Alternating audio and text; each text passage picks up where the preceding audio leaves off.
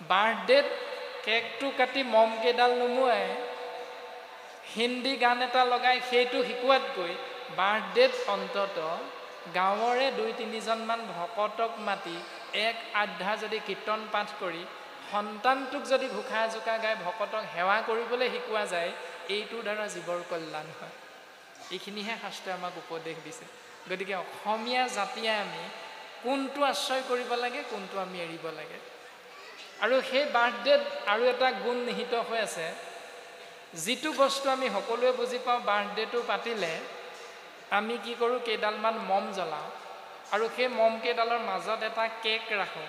কেকটোৰ ওপৰত আমাৰ মৰমৰ সন্তানটোৰ নামটো লিখি দিওঁ নাই বাৰু? দিওঁ। মম কেইডাল ৰাখোঁ নাই বাৰু? ৰাখোঁ। এই নিয়মটো ক'ৰ পৰা আহিলে আমি চিন্তা কৰি চাম যে যেতিয়া এজন মনুষ্যৰ মৃত্যু হয়, তেতিয়া সেই মনুষ্যজনৰ পুত্ৰসকলক নদীৰ কিনাৰলৈ লৈ যোৱা হয় আৰু নদীৰ কিনাৰলৈ লৈ গৈ এজন ব্যক্তিয়ে এটা টেকেলিত সেই মৃত ব্যক্তিজনৰ নামটো লিখি দিয়া যায়। যদি দেউতাকৰ মৃত্যু হৈছে, দেউতাকৰ নামটো টেকেলিটোত লিখি দিয়ে। যদি মাকৰ মৃত্যু হৈছে, তেতিয়া মাকৰ নামটো টেকেলিটোত লিখি দিয়ে। তাৰ পাছত এডাল লাঠিৰে মাৰ মাৰি টেকেলিটো ভাঙিবলৈ কোৱা হয়। আৰু তাৰ পাছৰ পৰ্যায়ৰ প্ৰশ্নখিনি আপোনাৰভাৱে জানে যে তই বাপেৰৰ মূৰত মাৰি বাপেৰক মাৰিলি, সেইকাৰণে তই পিতৃ হত্যাৰ বাবে তই অপৰাধী হ'লে ইয়াৰ বাবে তই প্ৰায়শ্চিত্ত কৰিব লাগিব। আৰু সেই প্ৰায়শ্চিত্তই হ'ল বাকীবিলাক কৰ্মবিলাক আমি যিবিলাক কৰি থাকোঁ সমাজত, সেইটোৱে নিয়ম। এতিয়া সেইটো বাধ্য কৰি কৰোৱা হৈছে। যদি টেকেলিটোৰ ওপৰত দেউতাকৰ নামটো লিখিলে দেউতাকৰ মূৰটো হৈ যায় টেকেলিটো, তেতিয়াহ'লে কেকটোৰ ওপৰত নিজৰ সন্তানটোৰ নাম লিখিলে কেকটো নিজৰ সন্তানটো হৈ যাব। হয়নে নহয় বাৰু? হয়।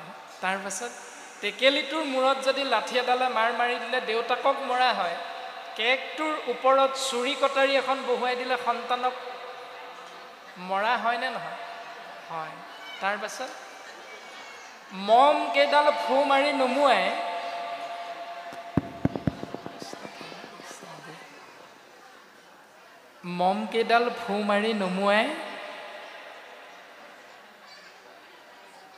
চুৰি কটাৰীখন ভৰাই কেক এডোখৰ এৰুৱাই পিতৃ মাতৃৰ মুখত দি দিয়া যায়। তাৰমানে আন্ধাৰত পিতৃ মাতৃয়ে নিজৰ সন্তানৰ বুকুত চুৰি ভৰাই সেই সন্তানৰে মাংস টুকুৰা নিজে ভক্ষণ কৰা। এইটো এতিয়া শুদ্ধ নে অশুদ্ধ? চিন্তা কৰিব লাগে নিজে নিজে।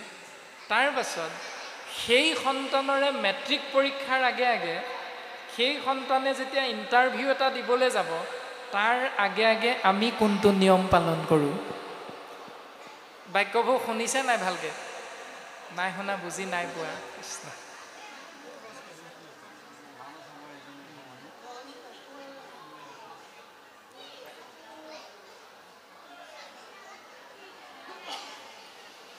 সন্তানৰ পৰীক্ষাৰ সময়ত নামঘৰত গৈ আমি সকলোৱে গুৱা পাণ এযোৰ দি মিঠাতেলৰ চাকি এগছ জ্বলাই ধূপ কেইডালমান জ্বলাই আমি প্ৰত্যেকেই সেৱা ভাগ লওঁ। প্ৰভু তুমি নাক কাণটো বচাবা, যাতে ছোৱালীজনীয়ে ভালকে পাছ কৰে, যাতে ল'ৰাটোৱে ভালকে পাছ কৰে। শুনিছে নাই? নাই শুনা।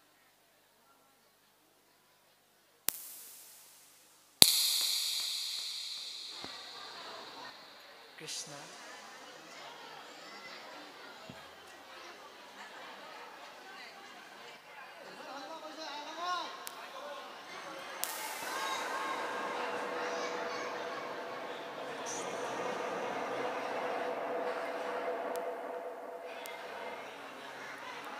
কৃষ্ণ।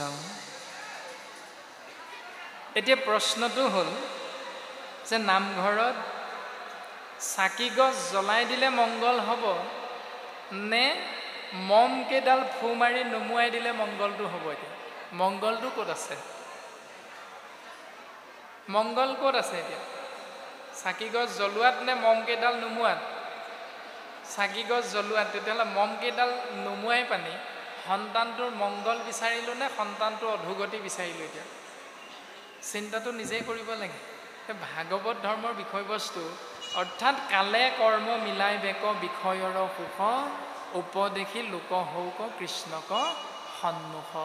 সময়ে জীৱক কি কৰিব লাগে সুখৰ বাবে, সময়ে জীৱক কি কৰিব লাগে দুখৰ বাবে, সেইটো সময়ে শিকাই দিব। তুমি এনেকুৱা কথাবিলাক ভাগৱতত নিলিখিবা। এই বুলি ব্যাসদেৱক দেৱঋষি নাৰদে উপদেশ দিছে। আৰু উপদেশ দি দেৱঋষি নাৰদে ব্যাসক কৈছে, তোমাৰ যদি এতিয়াও বিশ্বাস হোৱা নাই তেতিয়াহ'লে মোৰ উপৰি জন্মৰ কথাটো মই তোমাক কওঁ শুনা। দেৱঋষি নাৰদৰ উপৰি জন্মত তেওঁ কি আছিল সেই কাহিনীটো ক'বলৈ আগবাঢ়িছে নাৰদৰ উপৰি জন্মৰ কথা। আমাক যদিও